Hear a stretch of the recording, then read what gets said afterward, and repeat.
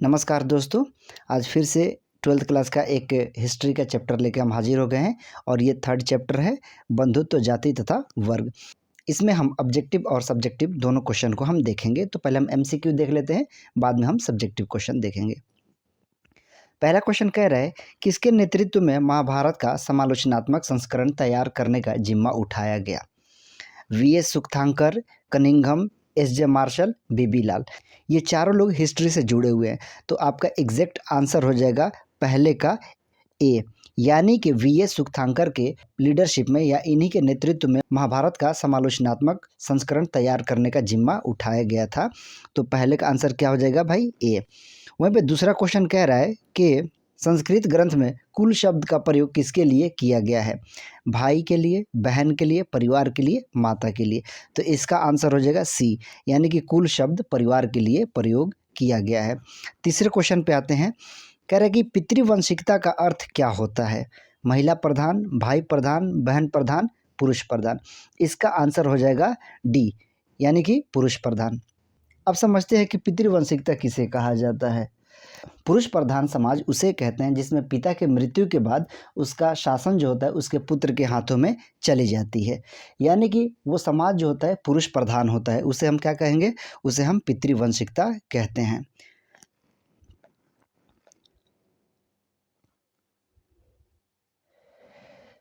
Next question कह रहा है मातृवंशिकता का क्या अर्थ होता है। महिला प्रधान, पुरुष प्रधान, भाई प्रधान, बहन प्रधान। तो जैसे पितृवंशिकता होता था उसी का अपोजिट हो जाएगा मातृवंशिकता। तो इसका आंसर हो जाएगा महिला प्रधान। जो समाज महिला प्रधान हो यानी कि जिसमें महिलाओं की चलती हो उसको हम क्या कहेंगे, महिला प्रधान, यानी कि उसे मातृवंशिकता के नाम से जाना जाता है। उसके बाद से कह रहा है क्वेश्चन नंबर 5, ऋग्वैदिक काल में किसकी कामना की जाती थी। उत्तम पुत्र, उत्तम पति, उत्तम पिता और उत्तम भाई। तो इसका आंसर हो जाएगा ए, उत्तम पुत्र। अब हमें ये देखना है कि उत्तम पुत्र की कामना क्यों की जाती थी। उत्तम पुत्र की कामना इसलिए की जाती थी कि पुत्र ही वंशज को आगे बढ़ाते थे, इसीलिए अच्छे पुत्र की कामना की जाती थी। क्वेश्चन नंबर नेक्स्ट क्वेश्चन हम देखते हैं। ये 5 हो गया, यह 6 होना चाहिए था। कह रहा है धर्मसूत्र और धर्मशास्त्र विवाह के कितने प्रकार के नियमों का वर्णन करते हैं।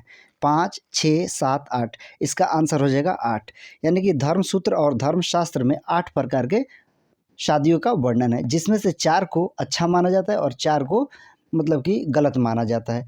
तो 4 जो है लीगल होता है, 4 जो होता है इलीगल होता है ना। क्वेश्चन नंबर 6 कह रहा है किसके द्वारा सुदर्शन सरोवर का जीर्णोद्धार किया गया। चंद्रगुप्त मौर्य, अशोक, रुद्रदामन और कनिष्क। देखो इसका आंसर हो जाएगा रुद्रदामन। कह रहा है कि जीर्णोद्धार किया गया, यानी कि जीर्णोद्धार का मतलब क्या होता है, मरम्मत किया गया है रुद्रदामन के द्वारा। हालांकि वो चंद्रगुप्त मौर्य के टाइम में उसका निर्माण हुआ था, लेकिन यह रिपेयर पूछ रहा है, यानी कि जीर्णोद्धार रिपेयरिंग किसके टाइम में किया गया था। तो वो शासक है रुद्रदामन के टाइम में ही इसका क्या किया गया था भाई, रिपेयर किया गया था इसको।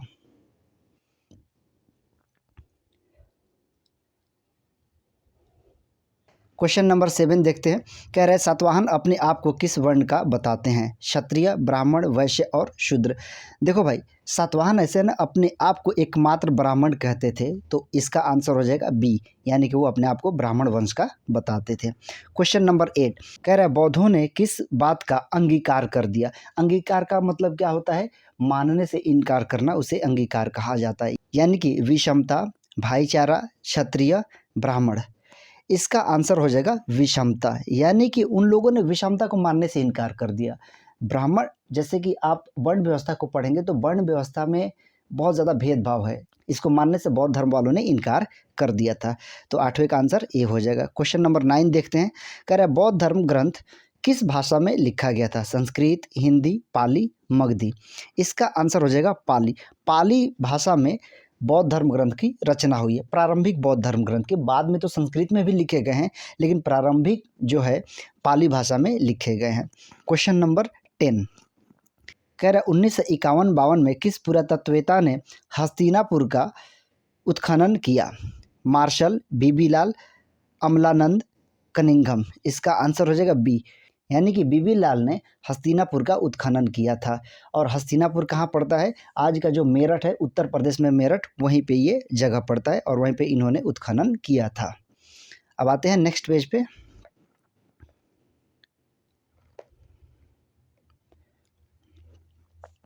क्वेश्चन नंबर 11 देखते हैं।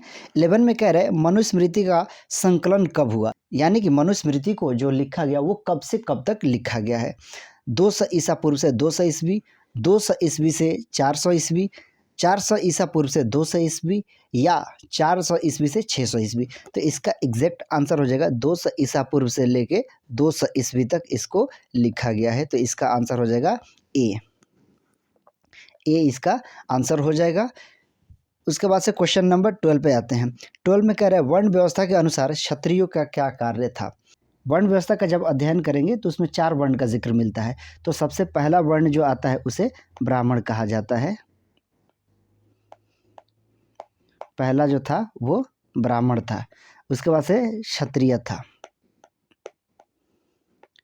उसके बाद से दूसरा जो था वो था वैश्य, और चौथा जो था वो था शूद्र। अब यहाँ पे देखिए, ब्राह्मण का काम था पवित्र कार्य कराना, यानी कि धार्मिक कार्य कराना, पूजा पाठ करना, शादी विवाह करना, दान देना, दान लेना, ये कार्य था। क्षत्रिय का कार्य था शासन करना। वैश्य का काम था कृषि एवं व्यापार करना। और शूद्र का काम था ऊपर के ये जो 3 वर्ण हैं इनकी सेवा करना। इन चारों का यही काम था। तो इसमें से किसका पूछ रहा है, इसमें पूछ रहा है क्षत्रिय का। तो क्षत्रिय का क्या काम था, तो इसमें से हो जाएगा इसका आंसर बी, यानी कि शासन करना। क्वेश्चन नंबर 13 कह रहा है कौन सा शासक अपने आप को अनूठा ब्राह्मण कहता था। गौतमी पुत्र श्री सातकर्णी, वशिष्ठ पुत्र पुलमावी, यज्ञश्री, बलश्री। ये जितने भी शासक हैं ये सातवाहन वंश के हैं, और इसका आंसर हो जाएगा गौतमी पुत्र श्री सातकर्णी। ये अपने आप को ब्राह्मण धर्म का मानता था और अपने आप को एकमात्र या अनूठा ब्राह्मण ये कहा करता था अपने आप को। तो इसका आंसर हो जाएगा 13 का आंसर हो जाएगा ए। 14 नंबर क्वेश्चन देखते हैं। कह रहा है विवाह के समय स्त्रियों को मिलने वाला धन क्या कहा जाता था। दहेज, धन, संपत्ति और स्त्री धन।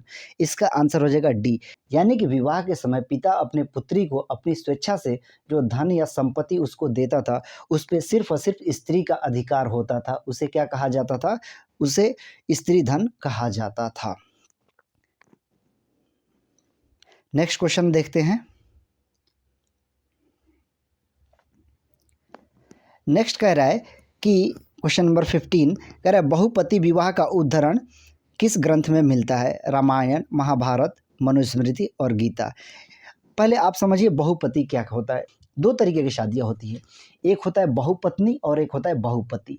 तो बहुपत्नी उसे कहा जाता है जिसमें एक पुरुष एक से ज़्यादा पत्नी रखता है, एक से ज़्यादा शादियाँ कर लेता है, उसे बहुपत्नी कहा जाता है। और इसके अपोजिट जब औरतें एक से ज़्यादा शादी कर लेती है उसे बहुपति कहा जाता है। इसमें पति जो होते हैं वो बहुत सारे हो जाते हैं। हालांकि ये विवाह समाज में प्रचलित नहीं है, तब भी प्रचलित नहीं था और अब भी प्रचलित ये नहीं है।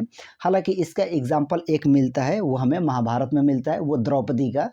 तो कह रहा है बहुपति विवाह का उदाहरण किस ग्रंथ में मिलता है, तो इसका आंसर क्या हो जाएगा, महाभारत। तो आप लोगों को पता है कि द्रौपदी का एग्जाम्पल मिलता है कि उसके 5 पति थे, है ना।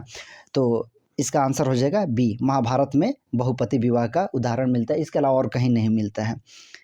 अब जो है सब्जेक्टिव क्वेश्चन देख लेते हैं। कह रहा है क्या यह संभव है कि महाभारत का एक ही रचयिता था। यह संभव ही नहीं है कि महाभारत का कोई एक रचयिता हो सकता है, क्योंकि समय के अनुसार उसमें बहुत ज़्यादा क्या हुआ है, बदलाव आते चला गया, यानी श्लोकों की संख्या बढ़ती चली गई है। इसीलिए कहा जाता है कि महाभारत का एक रचयिता हो ही नहीं सकता, क्योंकि उसमें लगभग 1000 साल लगे हैं उसको लिखने में। तो इतने लंबे टाइम तक कौन जिंदा था भाई लिखने के लिए। हालांकि मूल महाभारत की हम बात करें तो वेद व्यास ने लिखा था, लेकिन समय के साथ साथ अलग अलग विद्वानों ने उसमें अपने अपने श्लोक जोड़ते गए। तो आज टोटल बढ़ के श्लोक कितने हो चुके हैं, 1 लाख श्लोक हो चुके हैं। तो डेफिनेटली ये संभव नहीं है कि उसका कोई एक रचयिता था। ये मैंने शॉर्ट में बताया, बाकी आप डिटेल में अपने बुक में देख लीजिए। यहाँ पे पूरा डिटेल में आंसर बताना और लिखना तो पॉसिबल है नहीं, तो मैं शॉर्ट में बता देता हूँ, आपको एक क्लू दे देता हूँ, हिंट्स देता हूँ कि आपको समझ में आ जाए कि इसका आंसर क्या हो सकता है। क्वेश्चन नंबर 17 कह रहा है स्पष्ट कीजिए कि विशिष्ट परिवारों में पितृवंशिकता क्यों महत्वपूर्ण रही होगी।